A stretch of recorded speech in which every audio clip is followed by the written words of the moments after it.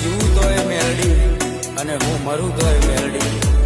7 જન્મની તો ખબર નહીં, પણ આ જન્મારો તો મારી મેલડીના નામે કર્યો. જય હો મારી મેલડી.